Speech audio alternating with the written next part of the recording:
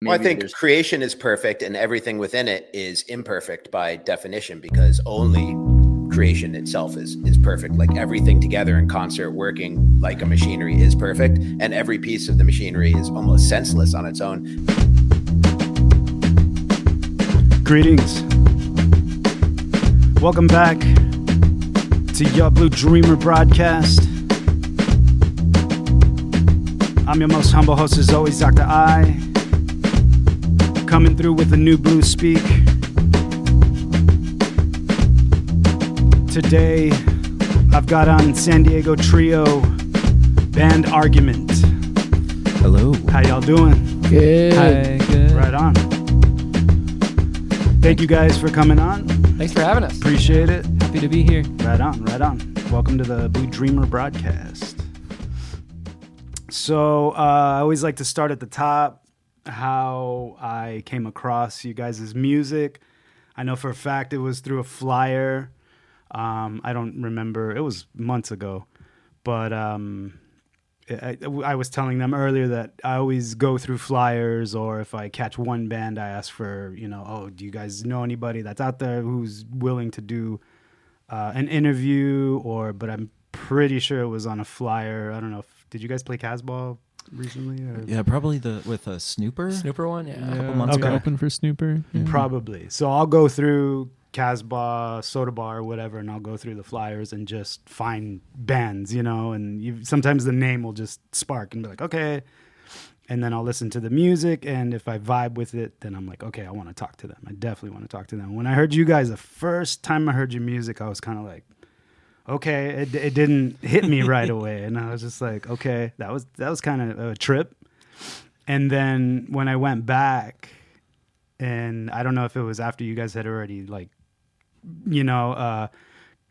messaged me back, then I listened to the whole, and I was like, fuck, this is fucking sick. Like, for real. Mission accomplished. Yeah, no, it's really, really good. And it was so different for me, I think different in general, but I just really like it. It's very groovy. It's there's so much to it. And the more I listen to it, the more I'm like, fuck, dude, what are these guys doing? Like, I really dig it. I really, really dig it. And like I said, yeah, so that's it. Let's talk about it. So first of all, go ahead. You guys introduce yourselves, what you guys do in the band, and we'll go from there. Yeah, for sure. I'm Jake, guitar, vocals sometimes. Nice. Yeah. Nice. I'm Jordan, drums. I never do vocals. Just drums. I'm Scylla. I play bass and sing too. Nice. Yeah. So yeah, definitely. First thing that hit me was obviously the timing. I don't know what you guys consider yourself. I don't really like to use genre names and stuff. To me, everything is groove. Everything is style, or, whatever the movement, But prog comes to mind first for me, just because of the timings, the rhythm, and then it's just so, it almost seems so sporadic sometimes that it's like, well, okay, this is, but because the groove is so heavy, like, to me, like, drums fucking sick, dude. Like, I love it, and it's tight and it's right on point, and like, so I'm into some type of progressive rock music, like, I would say most proggy shit I listen to is like Dillinger or Escape Plan or like Mars Volta, or Yeah. I don't get too heavy. I'm not Dream Theater. I don't get too heavy into that kind of stuff. But no, I definitely dig what you guys are doing a lot, and it seems to me to be rhythm heavy, and then the tonality of everything too. Just, off your album. What's the album called again?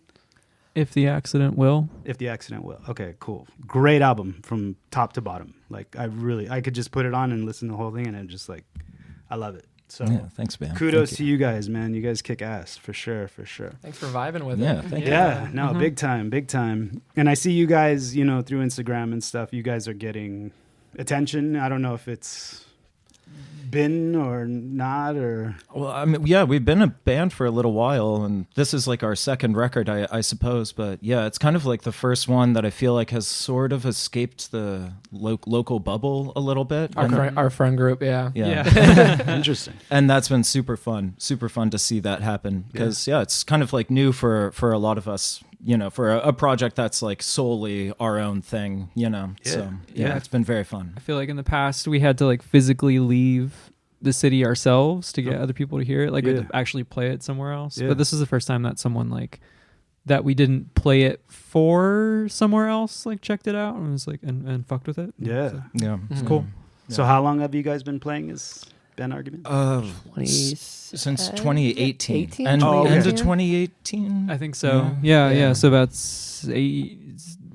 7 years. Yeah. That's crazy. So it's been a while. It has been a Yeah. while. Okay. We kind of have like waves of how active we are, though. I think like we've had a couple like dips where we're like we don't do anything for like almost a year or something. Yeah. For sure. I mean, definitely COVID too. Yeah. It's Yeah. pretty. Yeah. I guess for everybody. Messed up a lot of shit, man. Yeah. Oh, yeah.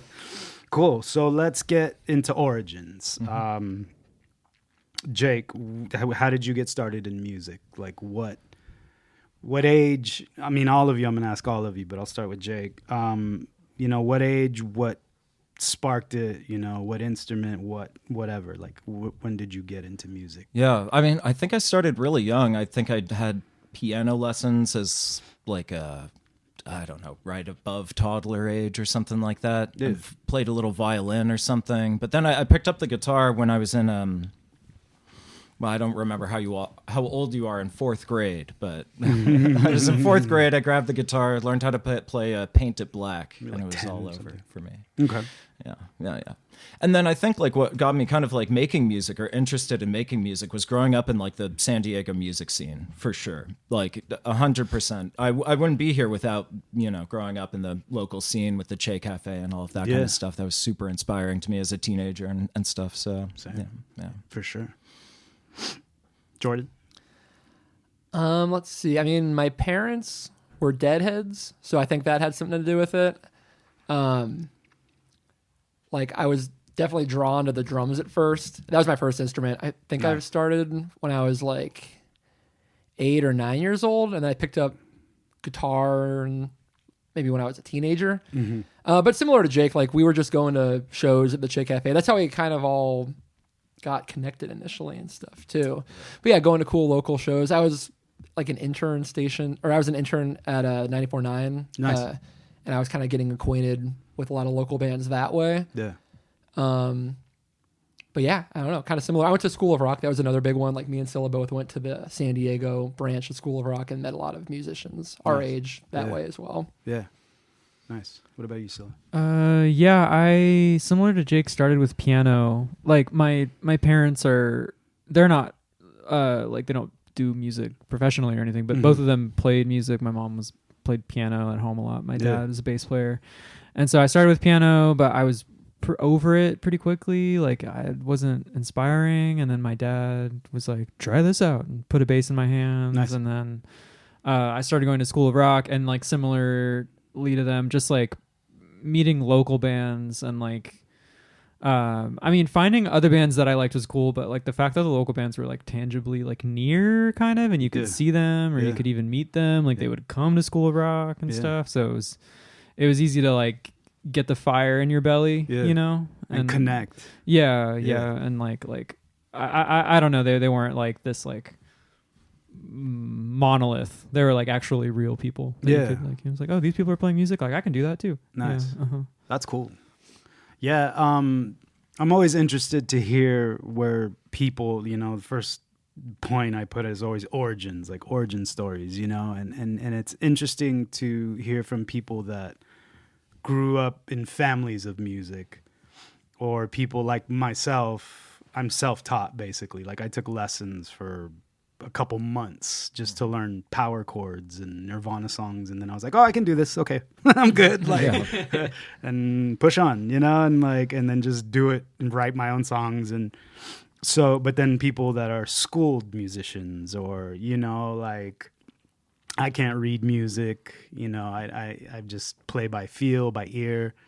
What about you guys? You guys theory can you read? And I mean, going to School of Rock, you have to have a little more than The nice thing about average. School of Rock though was like it really encouraged you to like kind of do it your own way. I mean, it was very like by ear was a lot of it. So like I think I'd picked up a little bit of reading music, but I never retained it really. So like now it's like pretty much all by ear.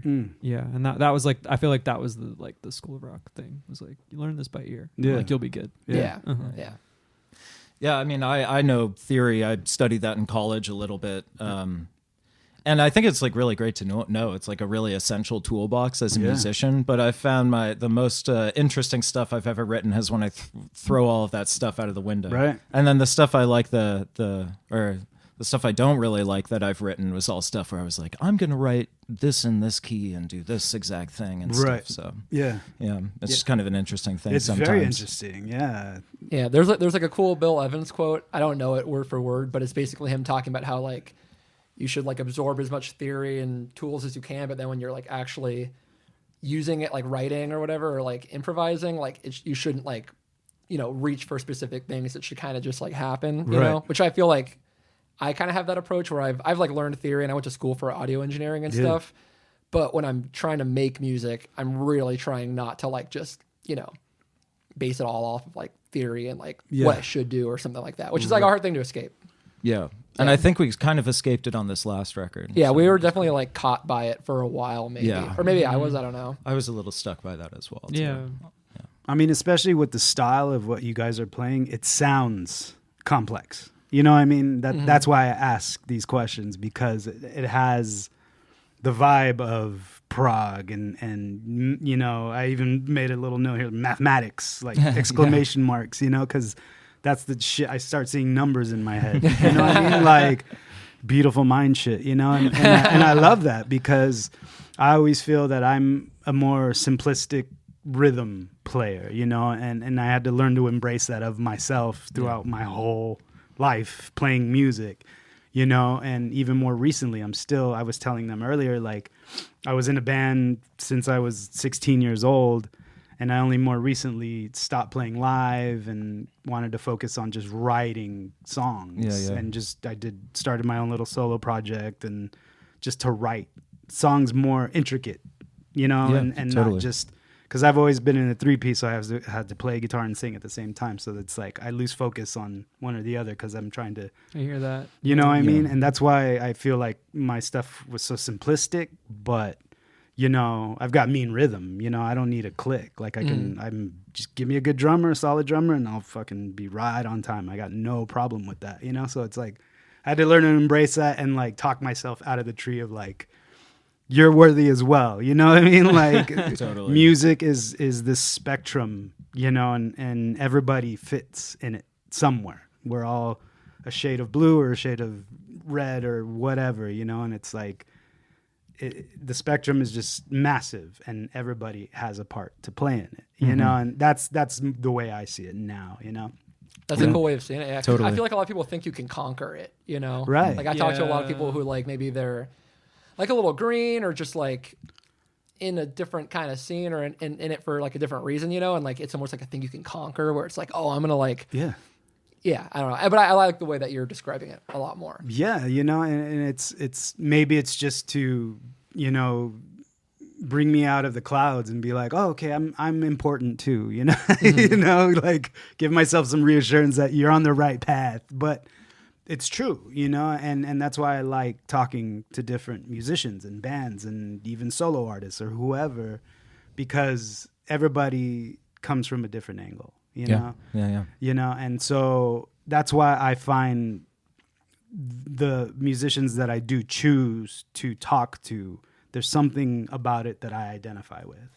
It has to come from me first to actually want to come and talk to people, because totally. I'm a hermit, like I'm not very social. Like I don't go to shows anymore. I don't go out, and things like that. But I'm very much into hearing stories, and like that's why this suits me. This is even part of my spectrum now. Like it's still music, but I'm not playing shows, but you know, it's presenting something to the world. Yeah, in a way, totally you know? valuable. Yeah, and I love it, you know, and so it's fun. You know, I love to geek out and nerd out about music. There's nothing we can better. we can do that for a while. Yeah, we can go all night.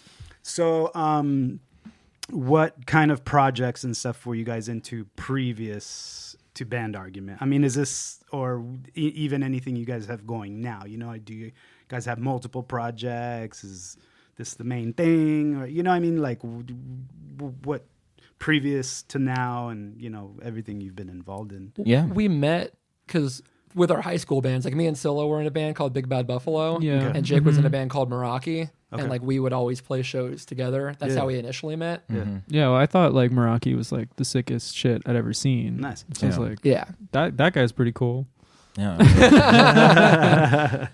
these two go off up there, rhythm section. But yeah, I mean, you know, since the time that we were like playing those shows, that was probably like 2012 or 13 or something like that. Even So before it's then, been a yeah. long time. Yeah. We only really started playing together like 2018. So Yeah. Well, I think we played the like end of the world show. Or no, did we just go to it? I think we just went to that. together? We weren't did cool not- enough to play that we were not one. cool enough to play that. Yeah, there was like a 12, you know, 21, the 2012 whole like the world's gonna end Yeah, this yeah, year yeah, thing. yeah. Yeah, there was a The big Mayan calendar. a and big whatnot. celebration of that at the Che Cafe. Yeah. And we, Yeah. the world did not end. Damn it. That we know. That we know Yes, of. or maybe it did. Yeah. Yeah. It was actually just a hologram. Yeah. Yeah. There were a lot of bands that we were also fans of at the time. Like we were going to see like this band Weatherbox that like That they are now in now. we're now in it. Yeah. Brian just like he recruits the biggest fans. So we were trying to be the biggest fans so that he'd recruit us. Look at me now. Yeah. And then there was like this band Japandy that we were all pretty into. We would go see like them play whenever. Rob Crow. I feel like we were like going to a lot of shows that way. Yeah. And then other bands. I mean, Scylla has a dope band called AOK. Yeah. yeah, I did a project with my friend Claire. They're over in Australia now, but we're just one little thing. And Jake's got solo project, cool ambient shit putting out now. And then my wife has a project, Omo Cloud, which we all play in that. we Oh, kinda yeah, recruit the whole gang for that. So that's Yeah. great, kind of indie rock sort of stuff. And Jordan solo as yeah, well. you got your Yeah. solo project, and Solo you shit. play in a couple of bands. And Say anything. There's this band Oso Oso that I play in a lot. That like they're from New York. Okay. So like this year, for example, it was kind of crazy like scheduling around that because Oso toured five or six different times, and then like all of the Band Arg shows and practices and writing sessions are like strategically placed in between them. Yeah. Yeah. Interesting. yeah, we're really good at practicing once before a show, but you didn't hear me say that. Yeah. It's a secret sauce, the Yeah, best I think show. I'll edit that out. One practice only. Well, I mean, if it's all you need, then shit, it's fine. As long as it works. It almost feels like for us, there's like no correlation. Like I feel like with Yeah. other bands, it's like, oh yeah, if we practice once, it's gonna suck. If we practice 5 times, it'll be great. You know, like there's a very Sure. like obvious linear kind of Right. thing.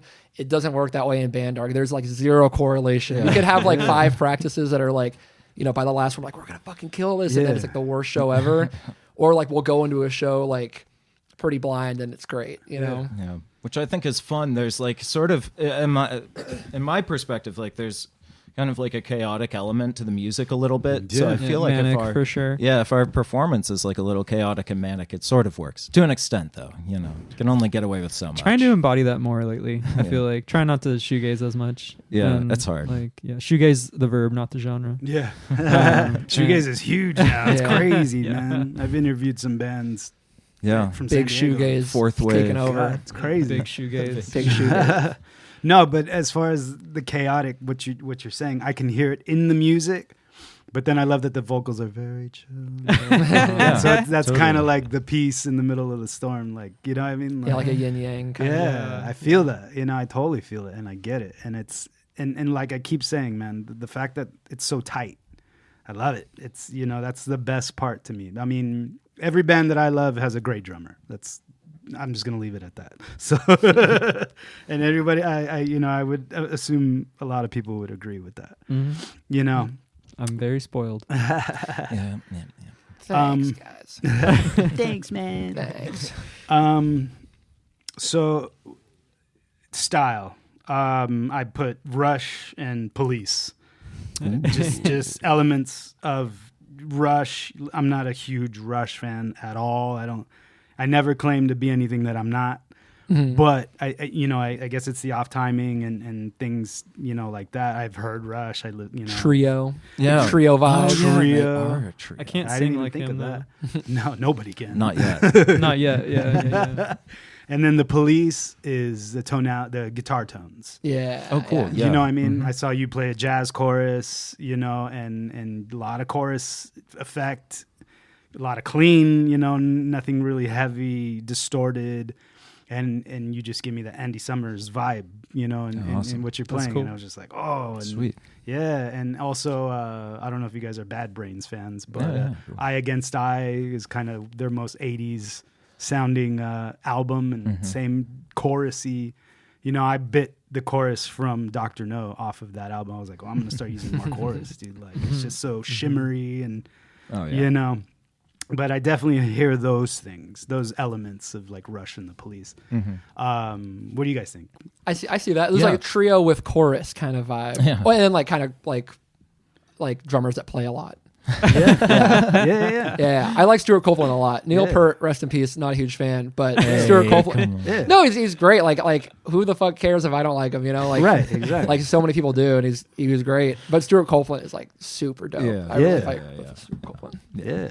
Yeah, totally. I mean, I think there is a little bit of that kind of proto-punk almost a little bit sensibility, I think, in the way that we approach it. I don't really think that we would consider what we do punk music really, but there is an ethos to it there Yeah. a little bit, Yeah, especially with this new one, trying to pare down, the number of things happening, like the number of tracks happening, I yeah. guess, or if it's if it's more than one thing, it's just a double guitar or something like that, rather Yeah. than because the last record we had all kinds of extra synth shit and Yeah. extra harmonies and stuff. And Yeah. It was just very sounds different than the live thing. Yeah, Yeah. super different than the live And show. And that can be fine. Yeah. But yeah, I think it was kind of a COVID record. And For we just sure. overdid it or something. And I still feel like our live show is higher energy than the recordings. Maybe there's still some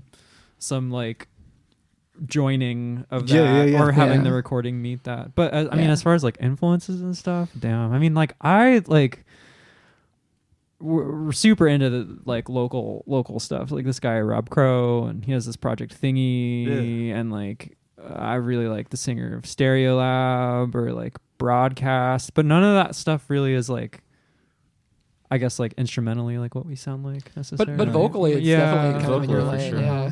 And I think in terms of the local bands that we've drawn from, I mean, at least I think about that. We're all San Diego born and raised. Yeah. And so, there's been a lot of weird music that's happened in the city over the years. sure. Locust and Yeah. Jehu. Jehu and Yeah. I don't know, even there was a ton of Scrams bands. I was just thinking about that earlier, actually. Yeah. All of the Scrams bands in the early 2000s, late 90s and Yeah. stuff through the Che, there's a lot of weird stuff happening in San Diego. Yeah. And so I think all of that is kind of just seeped into our brains from just being here and being absorbed in the music scene. Yeah. Because I don't know. Yeah, talking about timings and things like that. I don't really think that we don't really think about the timings. It's just sort of what happens, Yeah. Well, it's what if we just cut this beat out here? Yeah. What if we just tried that? Yeah. That'd be fun, right? And then that's So it's kinda not where it really comes out. intentional. It's kind of Yeah, I don't think we ever have really kind of gone in being this one's going to be in 7/8 or something. Right. We Yeah. just kind of are I don't know. Basically, we might be jumping the shark a little bit talking about process or something, but Do you not want to talk about yeah, we process? can talk Because I about want to process. ask that. That's one of my questions as well. Is how does a song start and how does it end? I mean, they never end really. Yeah. But I'll touch on that super quick, just because we're talking about the time signatures and stuff. Sure. Is I feel like our songwriting process is maybe one of us will be I have 2 chords Right. that are kind of cool, Right. And then we'll come out of the practice space 2 hours later with a full song-ish Yeah. or something, or kind of a structure. yeah, we And tend so to. that's really cool. I think it's really, I don't take it for granted. I think it's really rare to I feel like we all equally write the songs. you Yeah. know? It feels very all democratic. equally right. Yeah. Yeah. I do feel like Jake often comes with the nugget. Yeah. But again, it's like the here are seed. like 2 chords that are kind of cool, and then we'll just all kind of go off. And so yeah, that's like kind of how the songs start. Usually, is Sure. just like a loop, and then by the end of it, we have a song that sounds nothing like where we started. For sure. I feel like we do a lot of chopped and screwed kind of stuff where like we'll have an initial idea or like riff or something, and then we'll try and turn it on its head. Like, oh, like let's take like the back half of the loop and like do it again, and then it makes it kind of like irregular or something because you're taking just like a short like section and looping it or something. Yeah. It's like almost like sampling or something. Yeah. Yeah, I mean, we've yeah. actually tried that, like demoing something and cutting it up in the DAW, Yeah, and then cut and learning paste. that. Oh yeah, Yeah. That was I kind of really forgot fun. about that. That's Yeah. actually how we wrote one of the parts for one of these songs on the Yeah. record. And It's like- there's a couple. I mean, the more like interlude tracks on this album, that was fun because we were like, I mean, we went into it being like, we're gonna write a 20-song record, Close, and then we were close. like a couple songs short, and so it was like, okay, let's just jam for 20 minutes, and then like take out the most fun parts of that, and like, Yeah.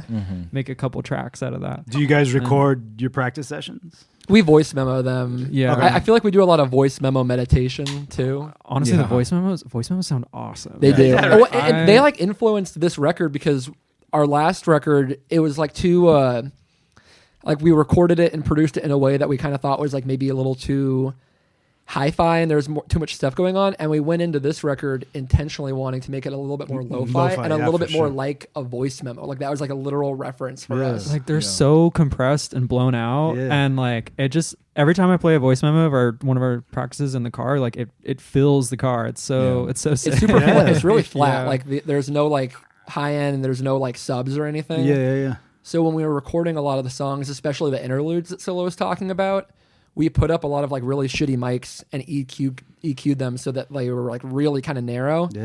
And I think one of the main mics we used is a sub kick, which is like used on a kick drum to get Right. sub information, but Right. we used it as like a room mic and Yeah. then cut out all the subs. So it Yeah. feels just like an iPhone or something. You know, Yeah. it's like pretty lo-fi.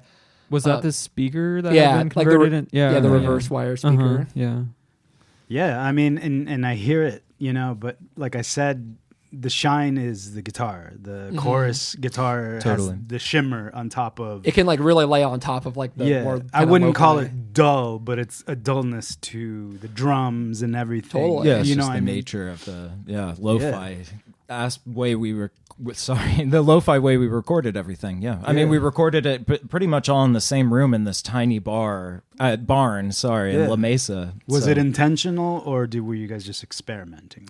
Well, it was kind of like a budget constraint thing at first because we were going into this new record and we wanted to do it track by track, like just drums, just bass, just guitar. Yeah.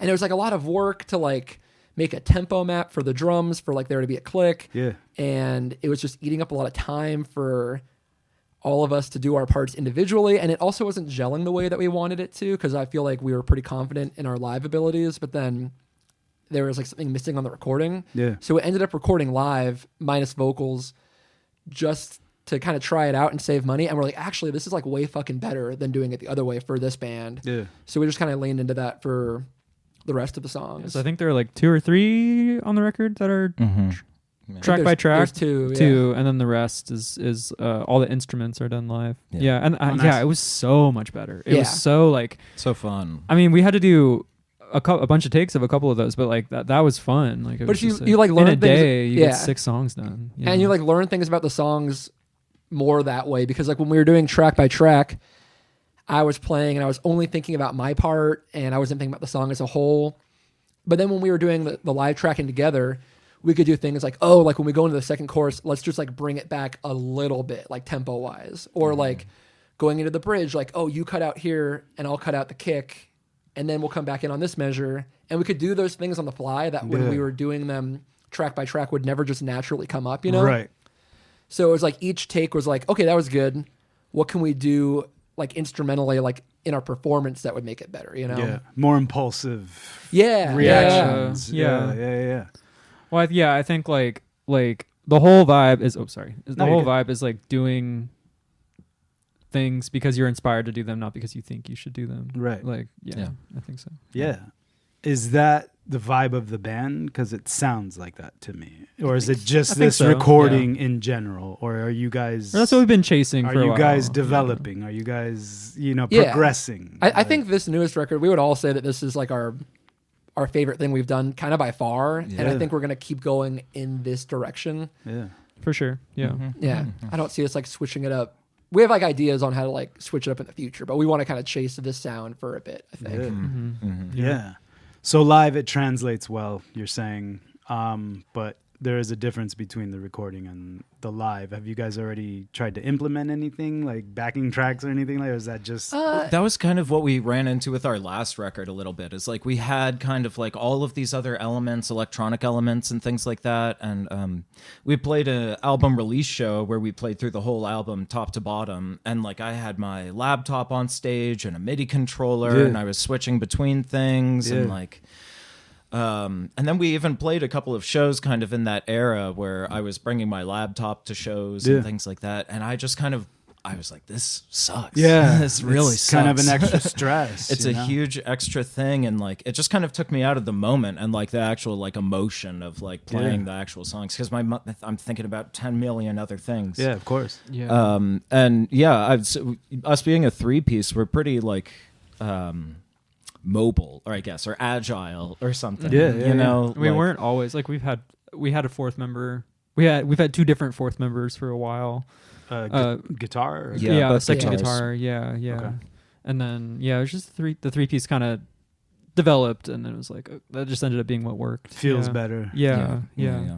Yeah, that's cool. It's interesting. It's usually the other way around, I think.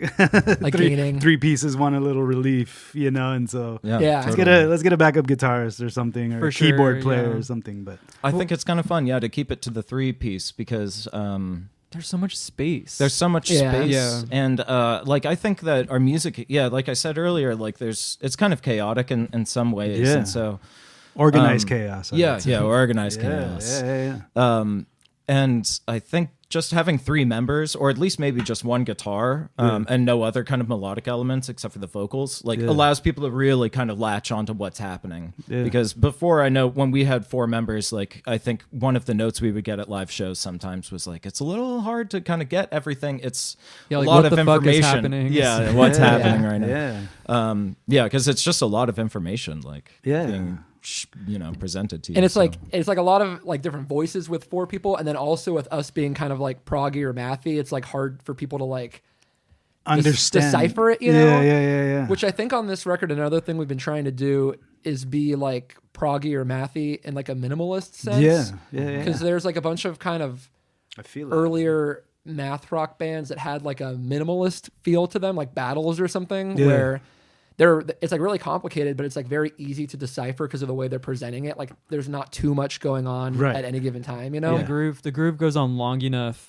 that you can dance, like you can find out how to dance to it. Right. Yeah, there Yeah. is like a pocket to it. It's For not sure. like just like random Right. or something, you know? Yeah. Like we're trying to find like interesting pockets, Yeah. I guess. It's not cacophonous. It's Yeah. It's more organized. Totally. Organized chaos.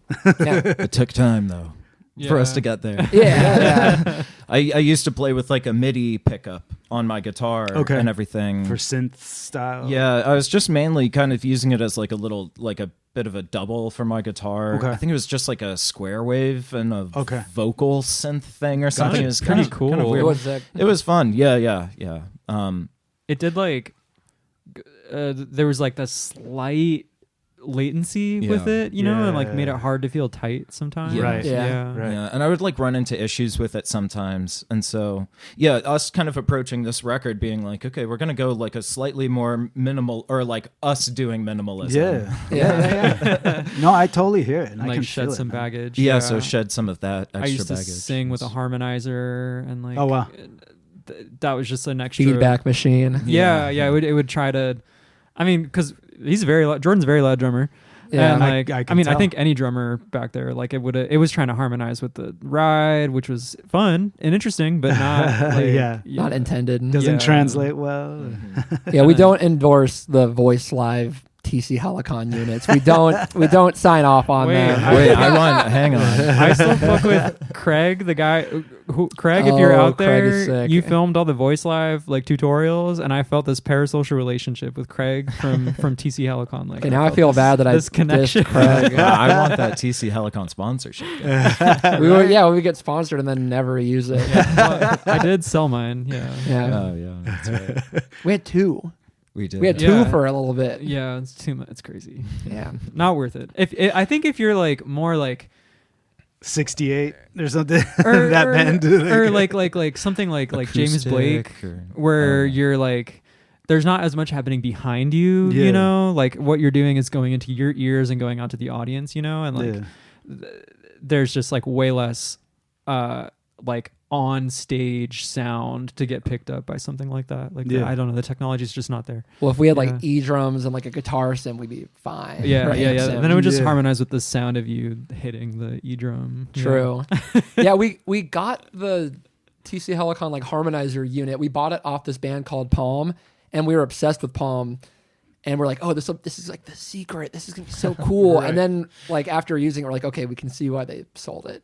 And yeah, unnecessary clutter, not clutter, but like a No, I think Yeah. clutter Yeah. is Yeah. extra. Yeah. Yeah, yeah. Because even Jordan, like, I guess this is more towards like the first EP that we did, but we did that first tour with like the sample pad. and oh yeah, everything, yeah. I was you using know? a sample pad for a little bit. So I feel like we all kind of like embraced this like kind of different technology, I guess, Yeah. at an earlier point. Well, we were like in the selling band. ourselves as like we're like a hybrid electronic analog band. You know, like that was like our pitch. But now we realize that we don't like having a pitch. Yeah, no, Like, Yeah, they're of just course. a rock Yeah. band, dude. yeah. Let Yeah. the music do the talking. You know. So Yeah. it's kind of been fun. I just feel like we're like lightweight and we can move fast. Yeah, you know, for sure. 3 people, like we just have our pedal boards and instruments, and that's it. Yeah, and there's not like much of a distance between the recordings and the live stuff like there used to be, which I think has been really helpful Yeah. for us. Yeah. Is that before, like if we were trying to make a set list, it was like,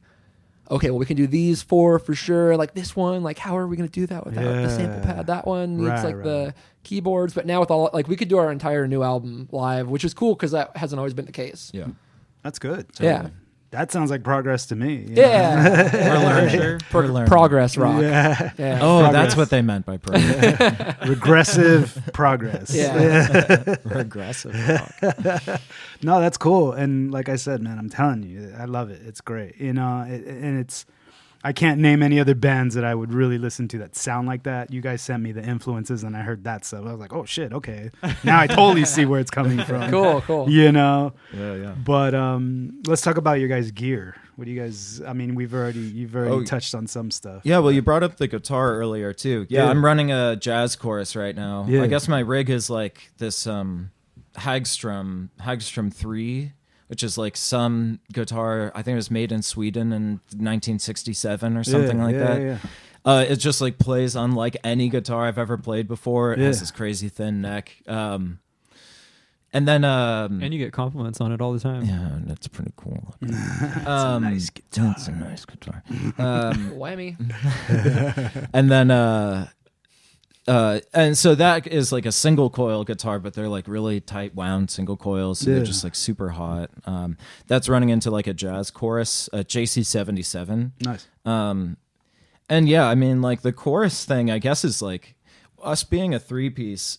It's kind of funny, like even though, so I mean, the chorus on these jazz chorus amps is like a physical chorus. There's 2 Right. speakers on it and everything, right. and I feel like that almost like fills out space more Yeah. weirdly, like Totally. filling up kind of that what an extra guitar would do almost a little bit or For sure. something. Because I mean, it's a doubling effect in a way. Right. You know? Yeah. And so, yeah, I just kind of, I like using that built-in chorus sound on the amp just because it's like that physical, it Yeah. actually is moving the air and whatnot. Yeah. Trying to lean more into that actual real Yeah. stuff moving air. Almost like a panning effect type. Yeah. Yeah. Well, Out of a oh, two, yeah, out of yeah. a 2x12. And, It's 2x12. on the record too, it's like me and Scylla are kind of like mostly mono, and then Jake has like this beautiful stereo chorus thing, which is fun. No, I dig Yeah, that. it's I pretty totally fun. dig that. That's the part that makes it sound full. You Yeah, know? That's yeah. why I totally hear that. And in the And past when we've recorded like multiple guitar parts on songs, it's like it's hard to fit you with your chorus and another guitar both in there. Kind Totally. of what you're saying. Yeah.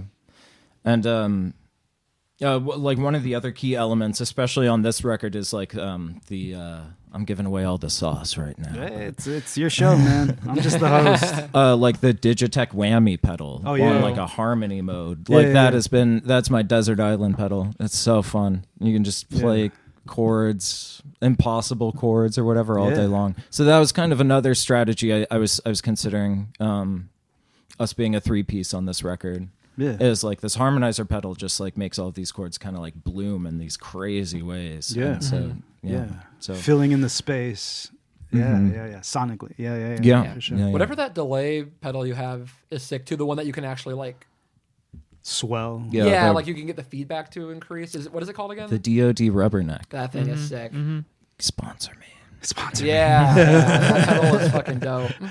Yeah, that's great. I mean, yeah, I love pedals and stuff, but I think again that's something that like on previous records and EPs and stuff, I was really like gear brained, I guess. And this record, I think, was just like, no, I'm gonna use like Stripped 3 down. things. Yeah. Yeah, and that was really fun. Yeah. Limitations, you know. Yeah. For sure. What about you, Jordan? What kind of kit do you play, man? I play a Tama Art Star, which I mentioned that band Battles earlier, Yeah. and I got Same the kit kit. because it's like the same exact kit that guy John Stanier used. Fuck it. He also played with like Helmet and stuff. Yeah. But I mean, when we play or record, like I kind of don't even really care what kick drum or floor tom I'm using. Like as long as they're just kind of like thuddy and loud, it's cool. Yeah. But I think a big part of this new record and our sound going forward is like I have these 2 rototoms that I use, Nice. which is probably why I had the Police and Rush comparison. Yeah. But yeah, we went to where the fuck did we were somewhere. We're in Ensenada. We're in Ensenada, We were in yeah. Ensenada, yeah. Oh, and nice. there's like a music store, and there's like a rototom kit for sale for like $100. Wow. And I got it, and I was living here at the time, and it just lived in the garage for a year. And then I don't know what compelled us to do it, but one day we're just like, let's just use this for band org, and it's kind of stuck ever since.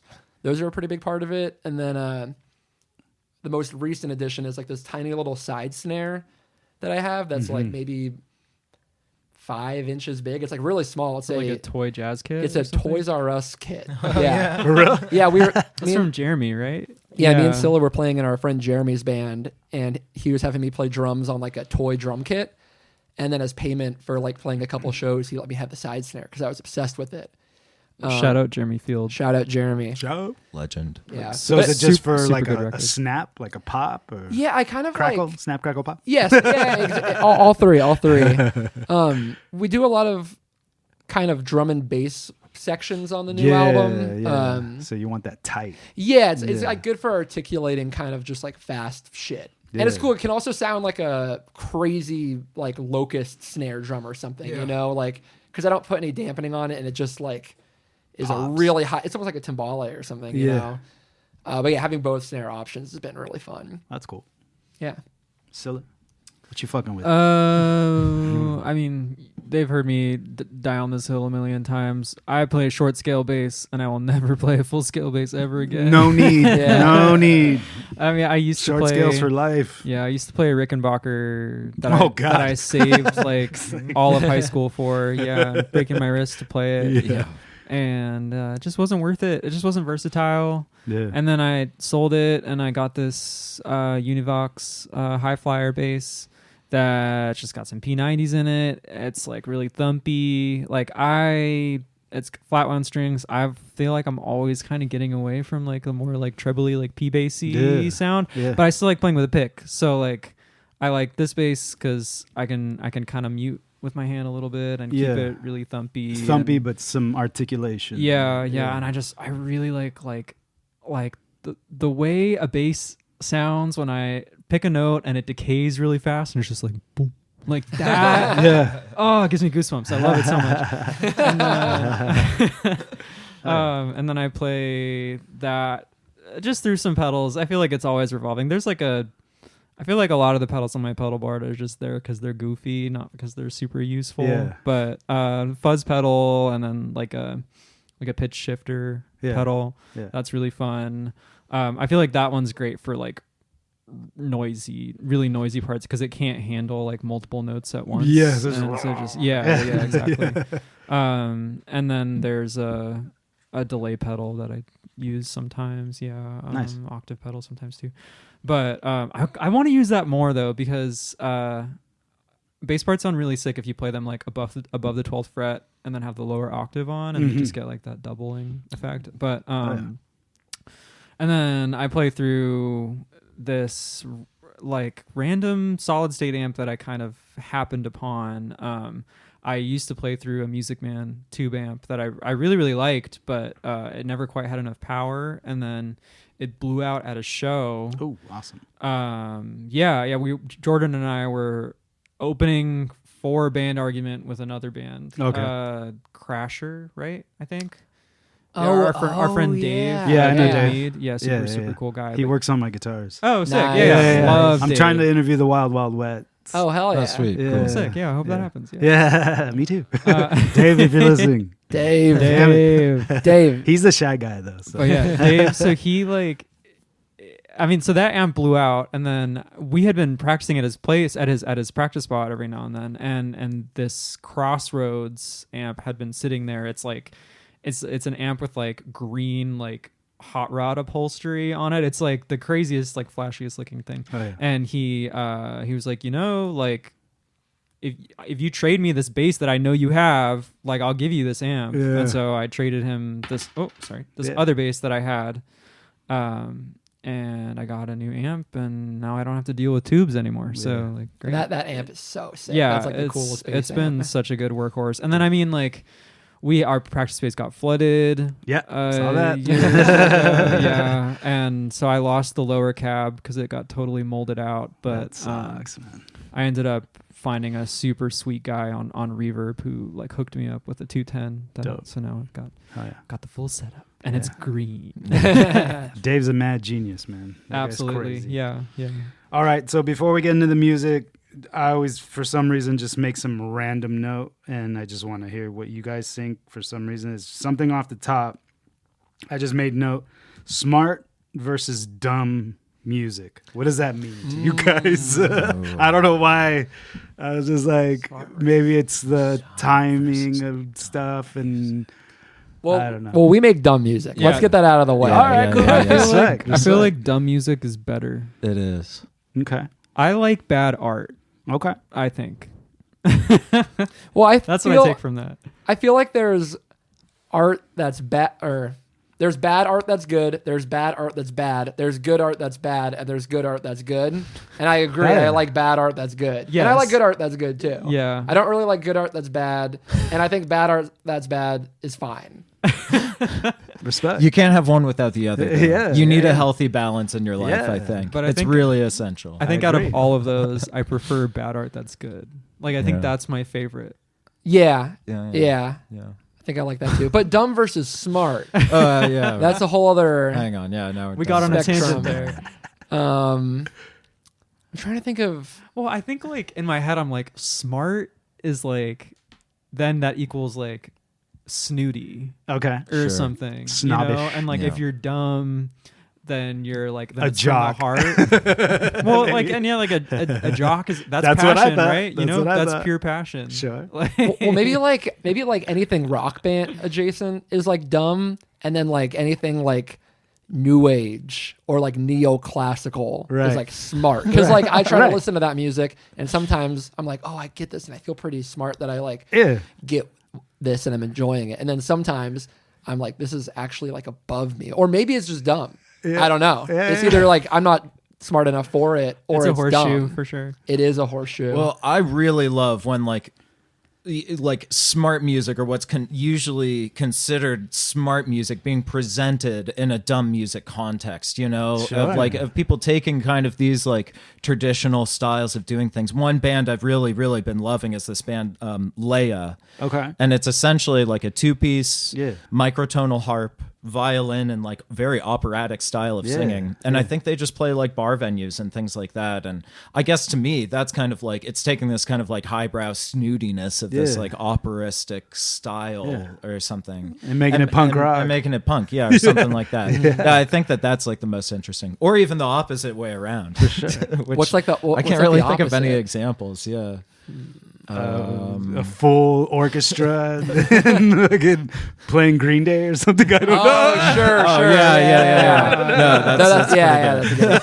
that's pretty good. I don't know. Like I said, it was just off the top. No, that's good. That's so good. cool. I'm glad you guys reacted the way you did. Then it was meant to be. Well, I mean, okay, I'll say one last thing is like, For I sure. feel like people have this preconception of like weird type signatures or something Right. as being this like really like smart music or For sure. something like that. And that's Yeah. like, just a total farce. You know, it's like, Respect. that doesn't mean anything. Like, Hell yeah. And I Some of feel the dumbest people I know are in math rock bands. Straight up. There you go. Fuck yeah. But yeah, I mean, I think like, yeah, what we were trying to do, I think on this record and a little bit in general with this band is like take these kind of like highbrow, air quotes, sorry, Yeah. highbrow concepts or whatever of like weird time signatures and just making it like really human and groovy and yeah. like, you know, something that like anybody can kind of like Latch onto. and find Yeah. something to groove to. Yeah. Hell yeah. Yeah. Fuck yeah. That's probably one of the best questions I've asked. I love the reaction. All right, cool. So now let's get into the music portion. I always ask bands that I interview, give me influential songs, depending on how many people, or, you know, usually when it's one-on-one, I'll ask for like 3 influences. 1 from the beginning that got you into music, 2 from kind of midpoint, and then 3rd kind of more recent things that are influencing you or your writing or whatever, just style, feel, you know. So I asked you guys for 1 early influence and then 1 more recent influence. Yeah. And so yeah, let's go from there. Who picked Japandi? That'd be me. Japandi and Jordan. Make Believe. Yeah. All right, Jordan. Japandi, The Ride of Springsteen. Why that song? Probably like the first local band that I saw that got me into music outside of like the Beatles and Zeppelin and whatnot. Okay. Yeah, just kind of, I had never heard like an instrumental band before. I'd never heard a band that used like weird time signatures. Yeah. They were kind of like my first band that like led me into like the rest of what I listen to now. I have them tattooed on my ankle. Oh, nice. Yeah. Nice. And they're from San Diego? They are. Yeah. Oh, sweet. Respect. Well, we share a practice space with George. We do. Yeah. Dope. I think it's so cool that you guys all know each other and like, I don't know. There's something. Sorry, I'm just on a little tangent, but like I said, I'm not very social, and I'm not like I have friends that play music and stuff. But when I meet people like you guys that are out there and like connecting, and you know, it's just I like that too. And I'm just like, oh, that's so cool. Like this is my excuse, I guess, to connect in a way. yeah, you know? Totally, totally. That's just me being honest. Sorry. No, of course. Yeah, but no, it's so cool, and I believe in camaraderie, and you know, and back supporting each other and all that stuff. It's so cool. So For sure. For yeah. sure. Anyway, so Japandi, The Ride of Springsteen. Let's go.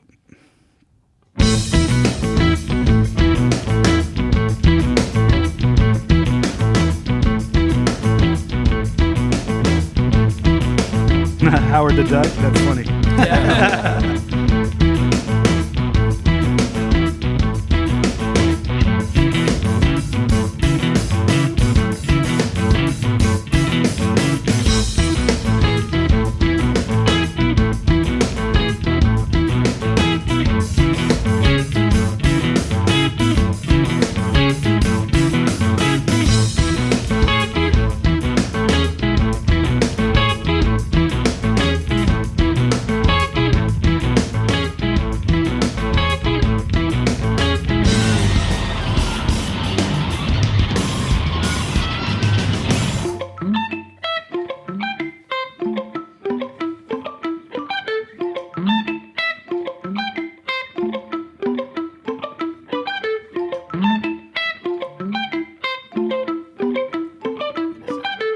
How many pieces is band? They're 4. It's like drums, bass, 2 guitars. Yeah, and a lot of these guys like were in other bands in kind of the San Diego scene, Che Cafe bands and things like that. The guitarist from this band, or one of them, like he and Jake are in a band together now. Yeah. Called positioner. Cool. Cool. This was an early bass player for me too. Yeah, again, like this is we grew up listening to these guys and stuff. Like George's guitar playing really influenced like my style as well. So like a big early influence for me. Oh, yeah. Shouts out George. Show.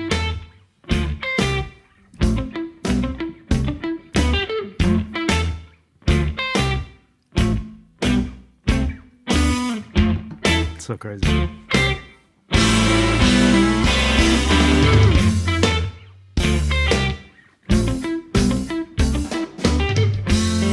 Oh yeah. How old is that album? This is probably from like. Oh, sorry. This is probably from like 2010 2010 or something. Okay. 2010. Yeah. Nice. Cool. And then next you picked Make Believe. Oh yeah, Make Believe. Yeah. So good. Fucking love this One band. of the best bands of all time. Yeah, they're really good. The Kinsellas are two brothers and a cousin from Chicago that are in a bunch of like cool bands. I think the most notable one is like American Football.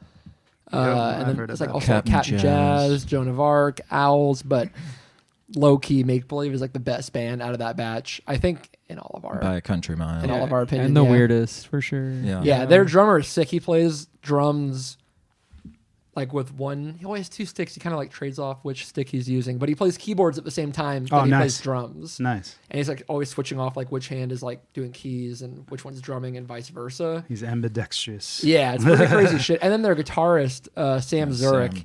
is just insane. Yeah, like he's wild. Well, probably like one of my favorite guitarists of all time, and I think one of like the most underrated guitarists. definitely of all time, like too. insanely underrated. Like no one writes a part like Sam Zurich. It makes no sense at all. Yeah, it goes against all logic. I think we found like the tuning on Reddit or something like that, and it's something insane. It's like E and F are the first strings. Yeah, it's like a whole step between the low two strings. Weird stuff. So yeah, like huge influence for all of us. I remember so. us finding like their kind of manifesto on like how they write. Oh, I forgot about yeah. that. Yeah. It's like sort of, I can't remember exactly, but basically like a couple of the things were like we will only use like traditional rock song structure, like because they're all like crazy musicians. Yeah. And then, like we will only like lyrics will be about this particular thing. Like they Yeah. sort of had all these like parameters. yeah, like rules list for of limitations that was going to breed their creativity. Yeah. kinda. Yeah, Yeah, that's that's Very cool. They're wild. And the guitarist Sam had a YouTube channel that I think he took off YouTube, which sucks. Sudden Porthole or something. Yeah, Isn't I it? was like trying to find it the other day just because I've been on a make believe kick, but I'm pretty sure he like took all his stuff down. But he posted like a bunch of live videos and like just the recordings from all the albums, and he would always have the description of a video be a tour story that was like you couldn't tell if it was like fiction or not. That's cool. Because some of them were like definitely fiction. Some of them were like about like vampires Yeah, and and like stuff. alien abductions and Yeah. stuff. But then some were like slightly more believable, you know? Yeah. But yeah, make believe. They're crazy. They're just no one's like them. I don't know. Cool. Temping is the shaman. Let's go.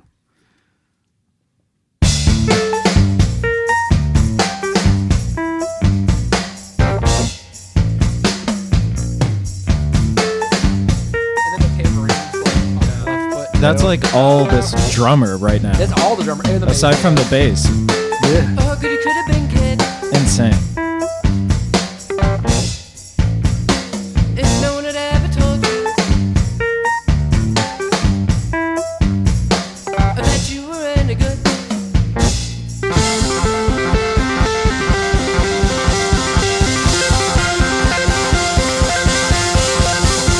You really could have been this good kid as you were before. I almost think of Primus. Yeah. Yeah. Yeah. Anyone ever told Nightmare version. Yeah.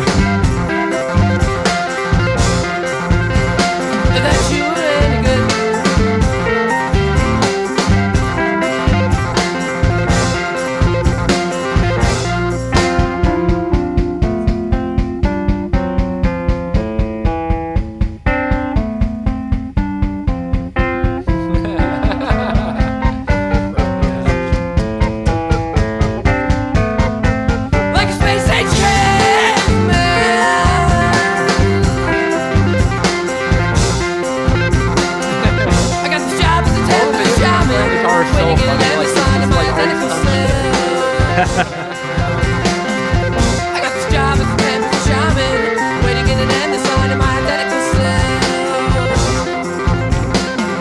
love Tim's lyrics too.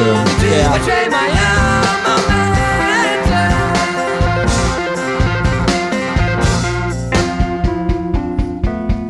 It's funny because Sam, the guitarist, usually plays bass in a lot of their other bands.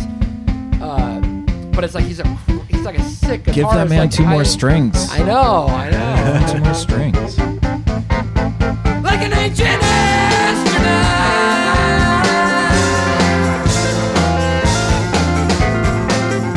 Crazy. Yeah. It's literally like a nightmare. It's amazing. It's some of my favorite music ever. Totally. It's cool. I dig it. I It's totally wild dig stuff. it. Yeah. How recent is this? That's 04? probably even older. Yeah, that's like 04 04, or I 05, think. Yeah. something like Okay. that. I'm placing my money on 04. Yeah, okay. Oh, 4. Okay, whatever. All right. Who picked Brainiac? Oh, that's me. All right. That's me. Why? Yeah, I guess this is like one of the earliest songs I like totally found on my own. Yeah. I remember like a specific era of when iTunes dropped on the street, and I had like unfettered access to the world's catalog of music. Oh, yeah. I think like I found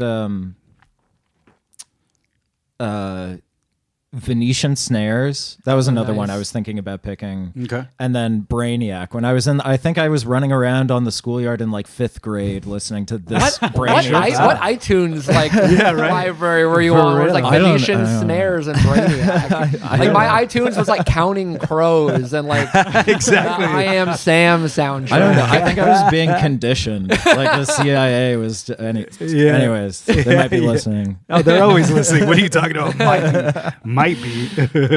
But yeah, this is like an early memory of finding some music that was like distinctly really weird and being like, oh, like you I can, like you can that. just do this. Yeah. It's crazy. Fuck so, yeah. Yeah, wild Cool. song. Brainiac. Wild, crazy band. I am a cracked machine. Let's go. Of all the songs too. This is like the one I downloaded. Crack machine. The 5th grade. I'm a guy wild hussy. It really explains a lot. I am your favorite DJ. I'm already sold. I'm in. Blip on the screen. It's also Is this your first time hearing the songs with us? Yeah. Oh, it's sick. I mean, I listen a little bit just to catch a vibe, but yeah, in headphones, different experience. For this, it's like the vocal production is so bizarre. I love that. And then the guitars are super angular too.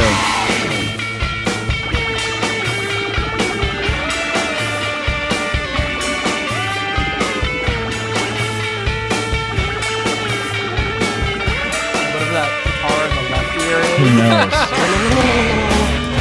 When I saw them live, they had someone who like for all of that kind of stuff would just like kind of hit the keyboard. And I think all the settings were set on it in a way so that like it just makes that noise. It's like a wash. Yeah. Can But also like all of my friends were like listening to Green Day and stuff. I heard this and was like, oh my god, Yeah. like, what the hell? Yeah. Not to be so pick me, but I deserved it.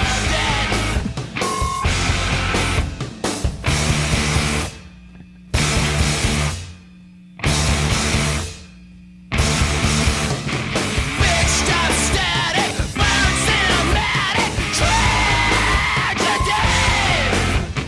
Dumb now. good drummer. yeah. This is over now.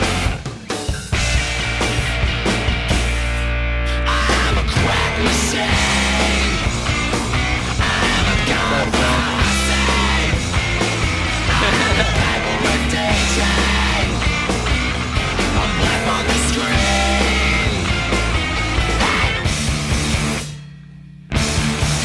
Oh, yeah. So just wild, off-kilter stuff. Yeah. I mean, weird music is cool. Yeah. That I really- remember Tim. You know Tim. Yeah. We talked about that earlier. I actually played a show with him a long time ago Oh, yeah. at the Casbah, I think we said. Yeah, with Miss New Buddha. Yeah. Shoot yeah. the Glass. Yeah. Oh, Who else sick, was it? cool. Who was like the third band? I remember the flyer for that show. The flyer was really cool. Yeah. Hey, I think it was like there was like a raccoon on it. Yeah, Like an astronaut raccoon. Yeah, That was yeah, cool. yeah. I still have it. Shit, I don't remember. Was Buckfast Super B? No, it wasn't that? Buckfast. Okay. No.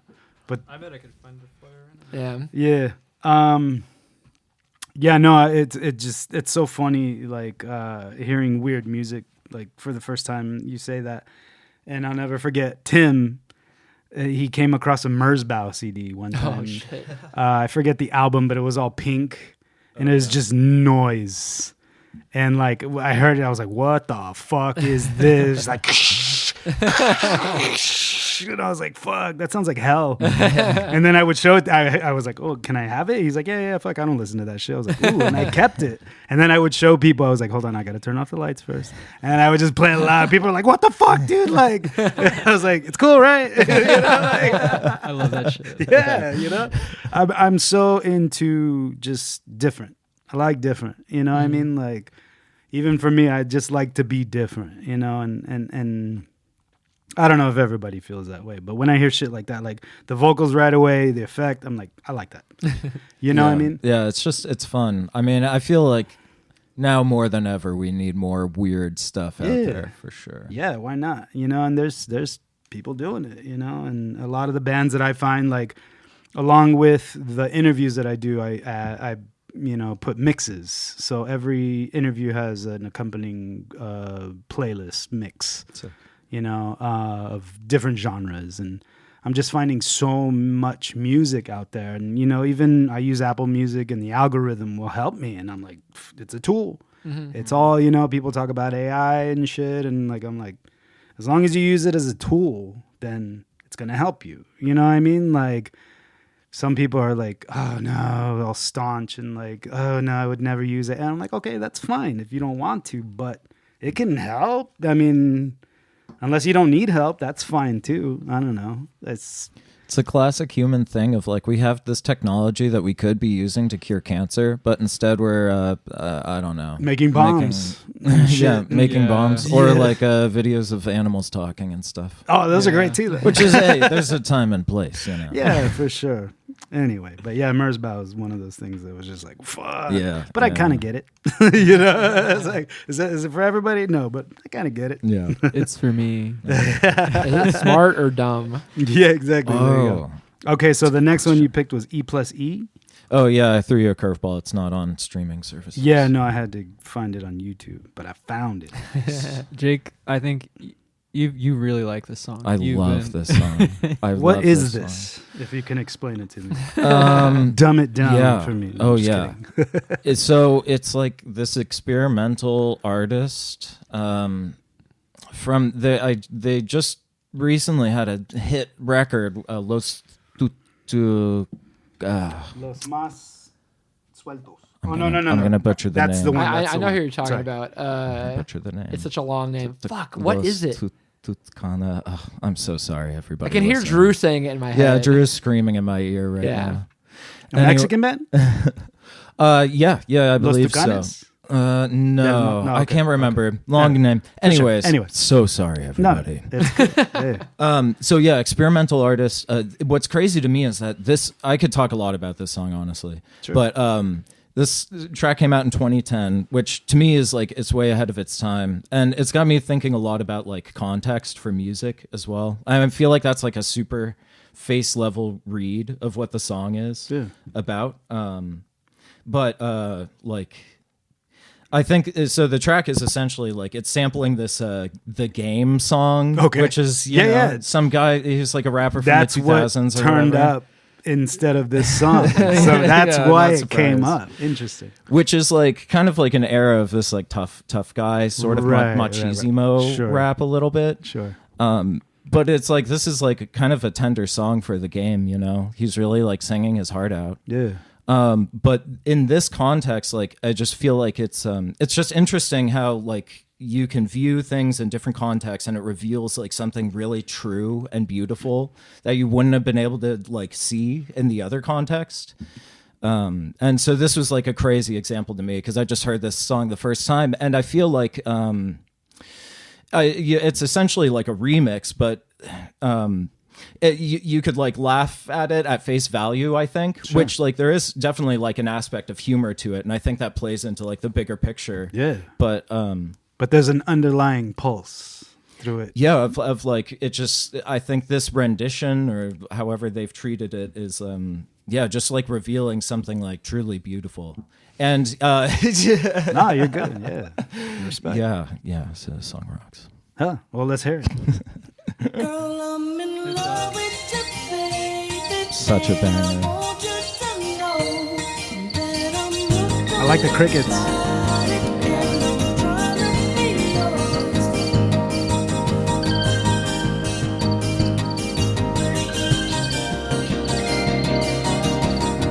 And I think also, like, we were talking about the kind of you asked smart versus dumb music. Yeah. And I feel like this is kind of a good example of it, where it's like, this is we've ascended all levels and entered into like something more beautiful. I feel like I'm kind of seeing this trend in like modern music that's happening. That's sort of like this. Anyways, well, It's cool. Smart or dumb, it's beautiful. Yeah, there you go. This song kind of has like a Steve Reich thing going on. Yeah, totally. She rockin' that shit like. She rockin' that shit like. There's nothing I can see.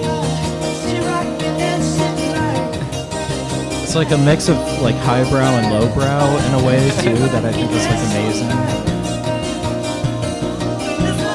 It's purdy. Rockin' that shit like.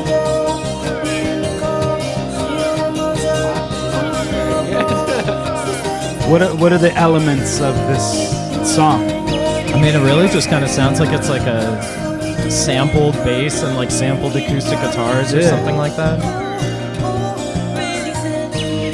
Beautiful birds. And birds. Yeah. No, it's great. I love it. It's cool. It also kind of reminds me of like that like Justin Bieber slowed down 1,000% or whatever. That's so good. Yeah, it's gorgeous. I feel like it like It's like Baby by Justin Bieber, but slowed down 4 times. Justin Bieber, but cool. Yeah, It sounds so good. but it's like it reveals something true and beautiful. It's great. I dig it.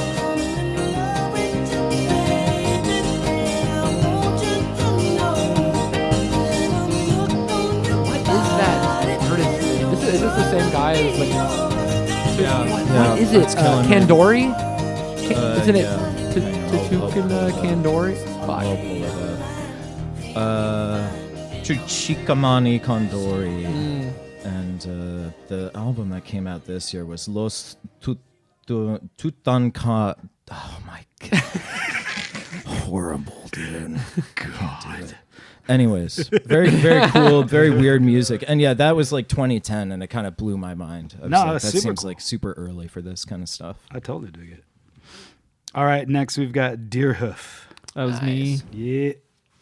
Why? Oh man, this band is so good. Yeah, I like when I found this band, I was like, oh, like you can play, like not play like play, but like play like a kid, like play like a 3-year-old, and like still make like some of the coolest shit ever. Yeah. Like I feel like their whole approach is like playful, and that I think was really inspiring for me, because like I think I grew up like listening to like a lot, like my dad was listening to a lot of jazz and stuff, which is also playful in a lot of ways, but it's not like, or less often is it like goofy or like silly almost. And I think like Deerhoof really does that. Like they bring like a like they're like cats or like dogs or something. I don't even feel know. like jazz is very serious. No, I totally agree. You know what I mean? Yeah. So I mean, like, not like people think it is. or like that was like my perception of it when I was a kid, and it was like, oh, like this kind of sounds like shit,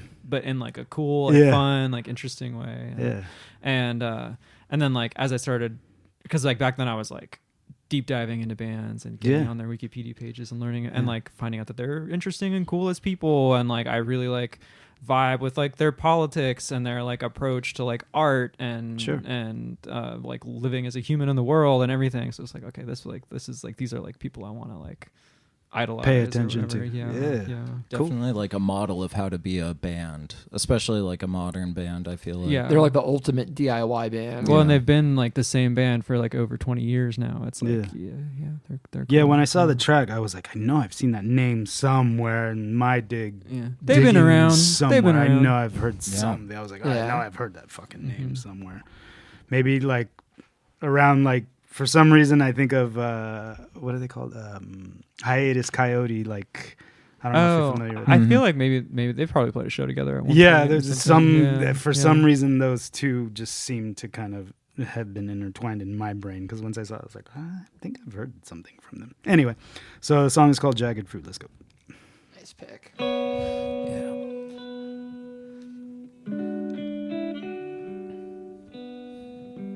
I think this is my favorite album of theirs as well. Yeah, this one's pretty good. Yeah. I was trying to decide which one of their songs to put on here. This one also is like dark for a while. It's kind of pretendy. Yeah. Like it's like sad for a while, and honestly the lyrical content is like sad too, but then we'll just have to wait. Yeah. It's hard to pick a favorite album from them. Yeah, it is. Yeah. Talking about girls, that's today. My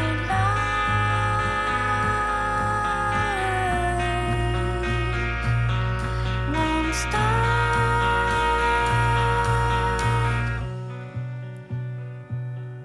Hating you and everyone. Yesterday, liking you and everyone.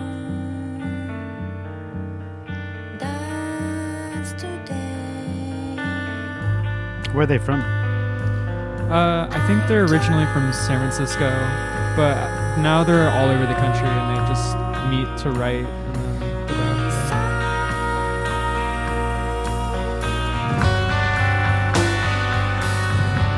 Get your hands out of pockets. Is this the Chris Cohen lineup? This is right after, I think. It has like a Chris Cohen vibe, but it's John Dietrich. Well, she's on bass. Yeah, Chris Cohen was a bass player. He played guitar though for a little bit too. I think. Maybe. I It didn't does know- sound like him, yeah. It kind of does. But is this the John Dietrich? I don't actually know for Okay. sure. Yeah.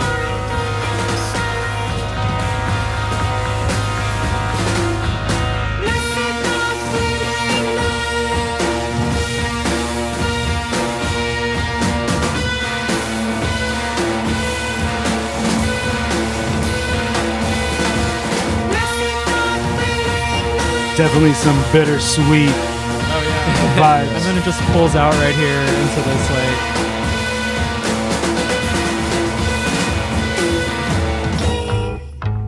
like suddenly you're like you're Catching goofing your off breath. now. Yeah. Like you're playing with a Barbie right now. I don't know. Yeah. Nice. Fuck it. That was cool. I like that. Yeah, that shit changed my life. Like I was like, oh my god, like this is so fun. Oh my god. And there's like 15 albums. I don't know. Maybe it might be fewer than that, but it's Something it's a ar- crazy something amount of around there, albums. something yeah, around there. yeah. Cool. Well, next you pick This Heat. Oh yeah, this band is just really really weird. And like so ahead of their time. Like I feel like I was listening to bands from like post 2000, maybe like late 90s that were like I was like, oh, like I was fucking with it. And then I heard this band and it sounded like another one of these bands from that time. And then I was like, oh, 81? Like they formed in 1977. Like, Oh shit. crazy, like weird for that time. I don't know. But this one in particular, like is so drony and like the bass is so simple, but like it just happens at all the right moments. And I like this song a lot. Yeah. Let's check it out. New Kind of Water. Let's go.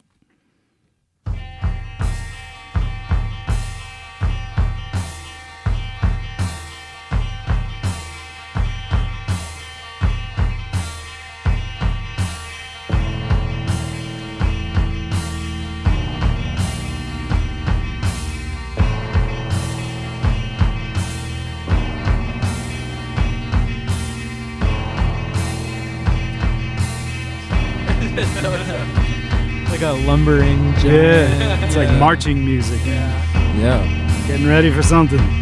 Something's coming.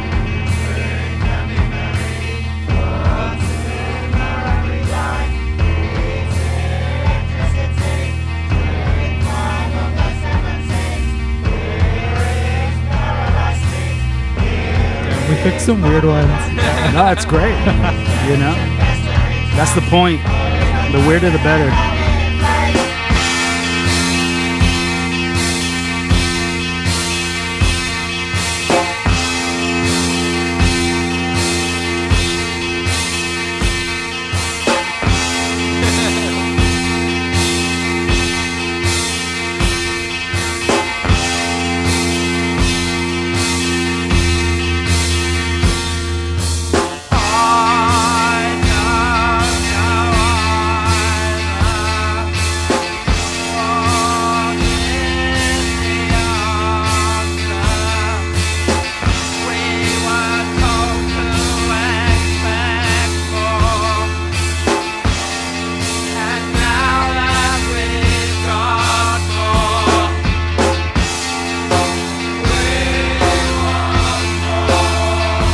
Also like crazy vocal harmonies. I love Charles Bones playing as well. He's such a great guitarist.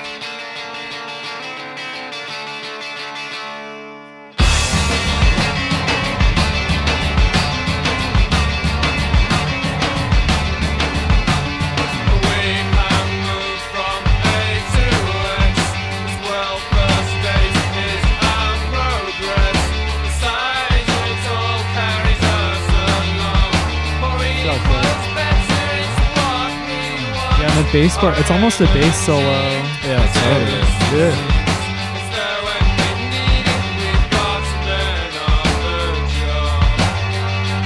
You ever get into Life Tones? It was his like dub band. Really sick. Yeah, that one record is so good. Yeah, this band has like dub elements sometimes. Yeah. They're pretty influenced by that, I think. And I like this. I don't know. This song just feels so like, it's like a song that keeps happening over and over and over again. It's just like a song about like the world's going to shit and we're Yeah. all gonna die. Yeah. And like I feel like we've been saying that for the past like thousands of years. Oh, yeah, and I'm for just sure. like, yeah, let's just keep saying that. Yeah, Because we Yeah. all agree on it. The human condition, man, is it's an interesting one. You know, But it's, live I don't know. in It's a beautiful. society. Yeah. it is. You know, there's beauty in everything. You know, cool. So let's get into band argument, man. Like I said, I'm gonna play these all the way through, and then we can either say something before or after. It's up to you guys. But the first song that was picked was "My Night." Yeah. Oh yeah. The song was longer initially, and we cut it in half. Yeah. And now the other half is the title track of the album, "If the Accident Will," and then the back half of the song ended up being "My Night." Yeah, it was just like, oh, this should Yeah. be the single. Mm-hmm. Yeah. Yeah, we were trying to I figure feel- out a single, and we just cut one of the songs in half. Yeah. Yeah, that'll work. Yeah. I feel like this is kind of like the first song in the writing process where we were like, oh, okay, like this is what this is. Yeah. Where I feel like the kind of vision of the record kind of came in. For And- sure. Yeah. Yeah, like lyrically too. Yeah. Yeah, yeah. Nice. Well, let's go. "My Night."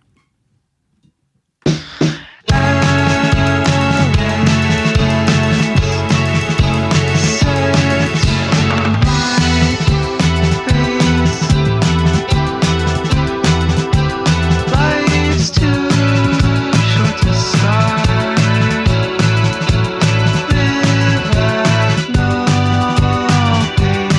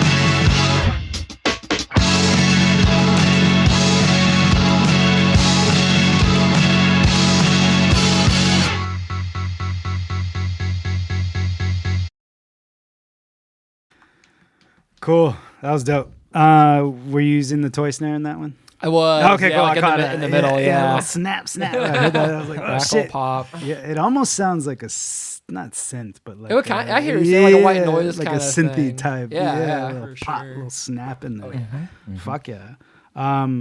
You guys are fucking cool, man. No, I love it. Thank you.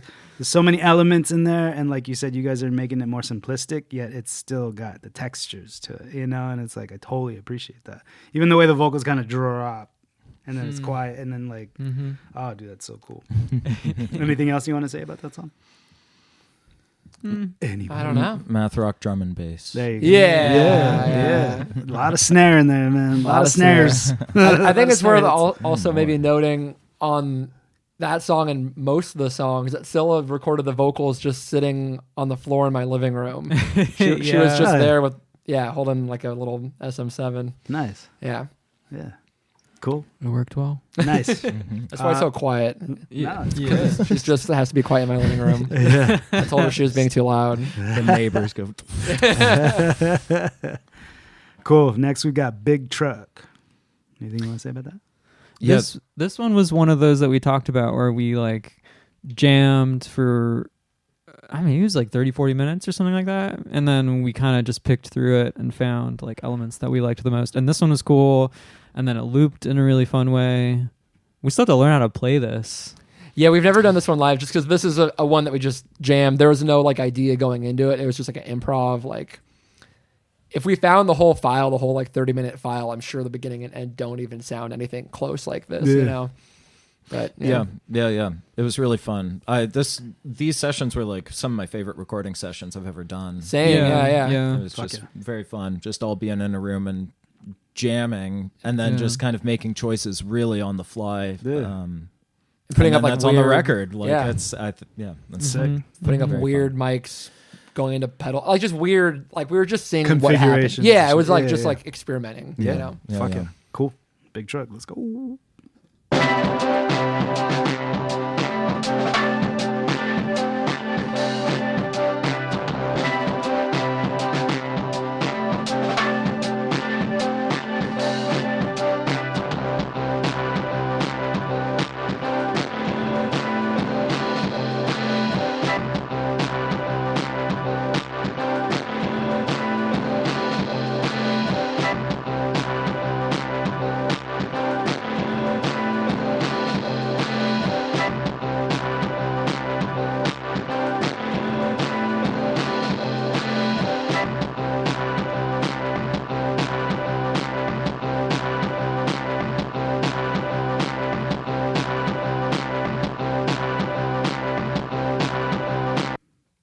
There you go. It was a short one. Yeah. Fuck yeah. So like really like how that like mic setup, I don't know, something like the bass and the kick become one yeah. true being. Totally, And, totally. Yeah.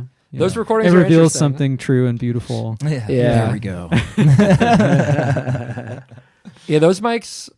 It's weird because like we had a couple mics set up in the room where we were all jamming that were just like super compressed. So you ended up getting these recordings that didn't even sound like an instrument that was in the room. It was just some weird hodgepodge of all of us. Yeah. Yeah, it was weird. It was cool. And then it's got that blowout kind of just Yeah, super blown noisy. out. Yeah.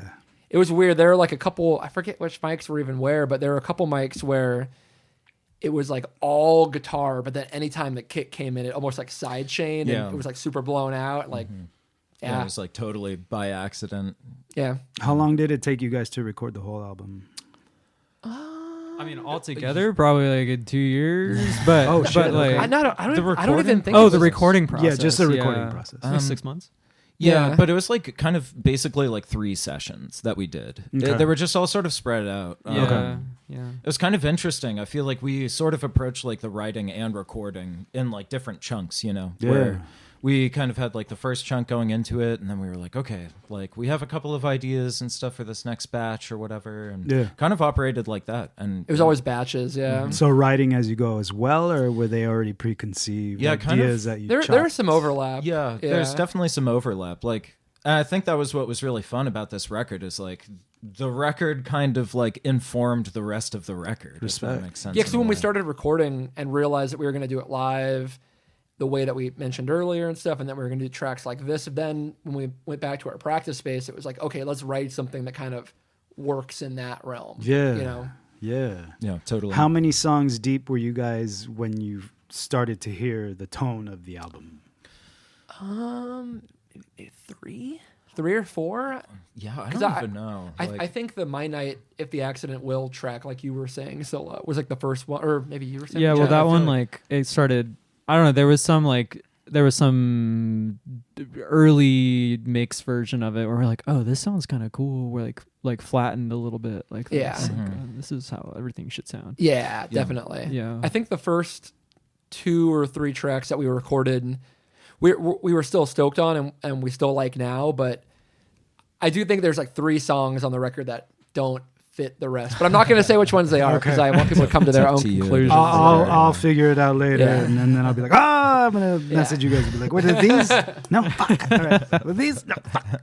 Yeah, it's like narrow margins. Like it's like something I think only we would kind of like note where it's like, oh, this one like just feels sure. different. But it's probably because we're more attached to like the feeling of course. recording it and stuff. But Yeah.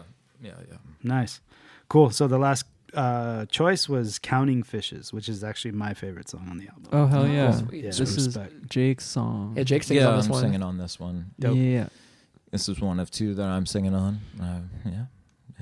How do you guys decide who sings, and is it just the song tells you, or like Most of the times I want Scylla to sing because I like her voice Focus. way more. I than like my when Jake voice. sings, though. So sometimes I was like, hey, you want to sing this so one? paper I'm rock like, scissors? No. You got this one. And then I'm on drums. I'm like, please let me sing a song. And they're like, no, fuck no. They're like, play the drums. Be quiet, drummer boy. Well, this one's fun to play too because I don't have to think about me. I don't have to think about singing. I can just play bass. Nice. And that's nice sometimes because singing and playing bass is hard. And then Jake, you have a lot to juggle on the other hand. Yeah. I'm Oh my doing god, yeah. This one's kind of crazy on my end, and I feel like whenever we play it live, my brain just turns off. So yeah. Cool. We keep is the E4 even worth mentioning? Because I feel like the E4 should get a shout out. Roland. There's this like it's like a glitch machine. Yeah. We just like this use it as weird a glitch vocal machine. box. Yeah, and basically like Is it old or new or? it's pretty new, I think. Oh, okay. Yeah. I mean, it's honestly user error. We try to use it at our shows a lot, and we hand Jordan the microphone. So it's kind of funny. It's like this weird glitchy percussion mic. Okay. But you need like all these adapters and stuff to like Okay. make it work It's in like a an live eighth setting. inch out, I think, right? Yeah, and we like always forget one piece of it. No, like there have been like every 6 show. or 7 shows in a row now where we bring it and set it up, and then it's like, oh fuck, we forgot forgot like something, this, yeah. we forgot the power, oh we forgot the converter, yeah. So Yeah. Roland, if you're listening, standardize. Standardize those units. Damn it. We need quarter inches. Yeah. All right, cool. Let's go Counting Fishes.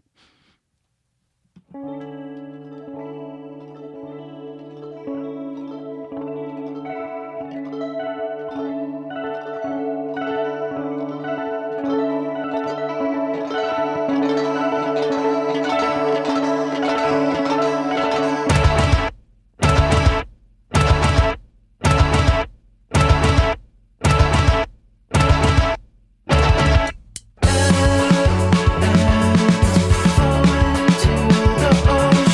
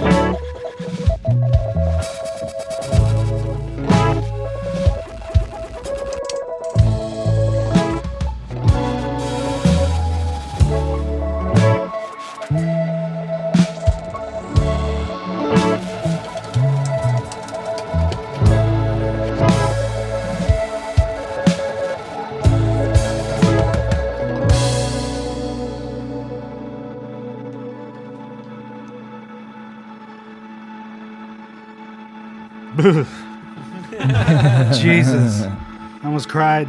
For real. That's crazy. Very emo. Yeah. That's the word Thank that it conjured in me. That was fucking sick, dude. Especially when that wailing guitar comes in and it's like halftime. First Yeah. time Fuck Jake yeah, did that, I was like, that shit was fucking sick. Yeah.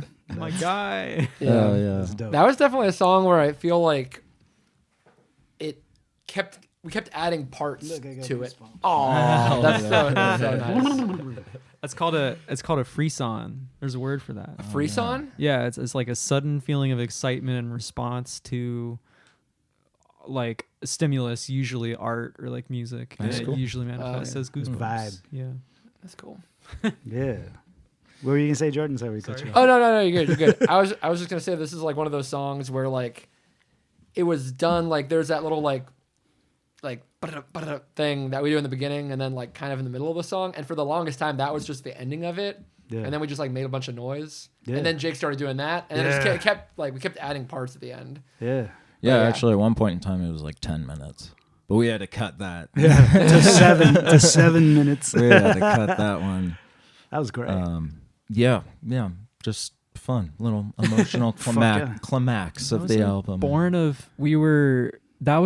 We wrote that noisy part after our space flooded, and so we were at like our friend's yeah, we were. spot, and it was really loud. Like the spot, Wait, like just where had was bad- that? that was at That was at Superior, Georgia's spot, the old positioner spot. Yeah. Do you remember that? We practiced yeah. like once. Yeah, and Yeah. it was Really? so loud. That was the They were first just, time like, we did that. That was the first time we did the noisy bit. Yeah, because there were like it was the only thing we could play was loud shit. So Noise. Like, okay, Yeah. like let's roll like fucking we'll get roll loud. with this, and Yeah. I think we probably had a lot of frustration from the Sounds like it. space flooding and Yeah. stuff too. Yeah. I mean that sucked. I mean, we lost a lot of gear, but like the neighbors of the space, like their fucking beds were flooded and shit. Yeah, Like, that that's like sucks. yeah. Crazy. It was rough. Right on. Well, thank you guys for coming on. I appreciate it. Like I said, I'm a big fan. I'm going to be watching you guys a lot. I'm going to be sharing this with whoever is down to listen. You guys are fucking dope, dude. I really like your album a lot. Thank you. Thank Just you so for you having guys know, I us. really Thanks so much. appreciate Thanks it. for And having us I mean on. that shit. I'm not kissing your ass because you're doing the interview. That's so I'm a nice. fan first, and then we do the interview. Oh. Oh yeah. It means a lot. Thank you, man. Respect, Thank you. It's been a respect. pleasure. Cool. Anything else you guys want to say? Actually, tell people where they can find you. Social Yeah, media. we're on the yada, internet, yada, all that stuff. Instagram, and the streaming services. But Bandcamp's the best spot to support a band you like. And we for just put out sure. vinyl. Yeah, we got vinyl. It should be on there. Tapes, Yeah. shirts. Yeah. Yeah, And we're playing 20th of December yeah. How you at guys Soda playing? Bar. Soda Bar. Yeah. And then in New York. Oh, if yeah. Everybody's in New York. We're Fuck playing it. Bowery Ballroom January 2nd. Cool. Wait. Yep. Yes, yeah. January yeah. 2nd. Nailed it. Right on. Thanks Cool. for having us, man. Of course. Thank you guys. And much love and respect to anyone out there listening, anyone paying with your attention. This has been your Blue Dreamer broadcast. As always, I'm your humble host, Dr. I. Always saying, stay tuned, stay connected. Much love and respect, and until next time, peace.